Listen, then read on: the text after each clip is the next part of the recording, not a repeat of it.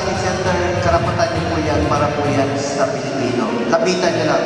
Kung meron kayong pasyente na kailangan ng tulong sa Maynila at hindi kayang operahan dito, magsabi lang po kayo, ako nang tutulong sa Maynila. Sabihin niyo si Mayor, si Congressman, ako nang sasanod doon, pati pamasahe ng inyong pasyente hanggang makabalik dito.